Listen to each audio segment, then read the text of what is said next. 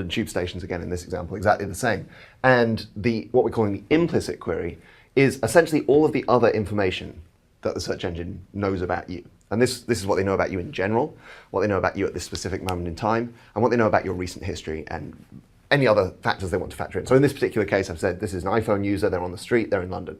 And you can imagine how this information changes the kind of thing that you might be looking for when you perform a query like this, or indeed any other. And this whole model is something that we've been kind of building out and thinking about a lot this year. Tom Anthony, one of my colleagues in London, presented this at a conference, and we've been working on it together. And we came up with this kind of visual representation of what we think is happening over time. As people get used to this behavior, they see it in their search results and they adapt to the information that they're receiving back from the search engine. So old school search results where everybody's search result was exactly the same if they performed a particular query, no matter where in the world they were, maybe not wherever in the world, wherever in the country they were, whatever device they were on, whatever time of day it was, whatever their recent history, everybody's was the same. In other words, the only information that the search engine is taking into account in this case is the old style query, the explicit part. And then what we've seen is that there's gradually been this implicit query information being added on top, and you may not be able to see from my brilliant hand-drawn diagram here, but my intention is that these blue bars are the same height out to here. So at this point, there's all of the explicit query information being passed over. In other words, I'm doing the same kind of search I've always done. But Google is taking into account this extra implicit information about me, what it knows about me, what it knows about my device, what it knows about my history, and so forth. And therefore Google has more information here than they did previously. They can return better results. And that's kind of what we've been talking about for a long time. I think this evolution of better search results based on the additional information that the search engines have about us. But what we're starting to see, and what we're certainly predicting is going to become more and more prevalent, is that as the implicit information that the search engines have grows, and in particular as their ability to use that information intelligently improves, then we're actually going to see users start to give less explicit information over. In other words, they're going to trust that the search engines are going to pull out the implicit information that they need, and so I can do a shorter, simpler query. But what you see here is, so again, to explain my hand-drawn diagram in case it's not perfectly beautiful, the blue bars are declining here. In other words, I'm sending less and less explicit information over as time goes along.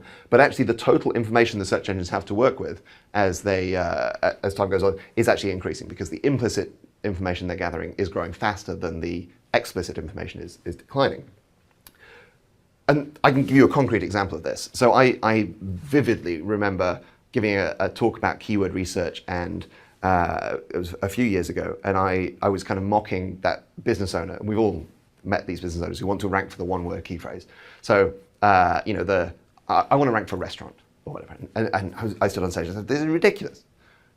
What in the world can you imagine somebody is possibly looking for when they do a search of restaurant?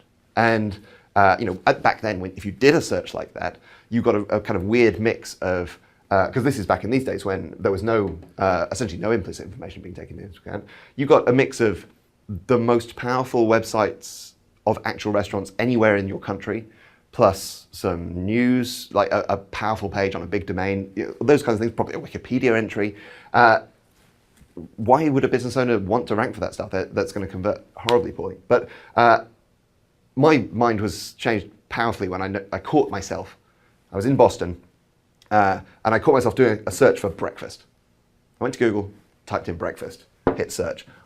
What was I thinking? What exactly was I hoping the outcome was going to be here? Well, actually, I've trained myself to believe that all of this other implicit information is going to be taken into account. And in fact, it was. And so instead of getting that old style, a Wikipedia entry, a news result, a couple of random restaurants from somewhere in the country, I got a local pack, and I got some local Boston news articles on the top 10 places to have breakfast in Boston, and some of it was all customized to my exact location, so I got some stuff that was really near me, and I found a great place to have breakfast just around the corner from the hotel. And so that worked.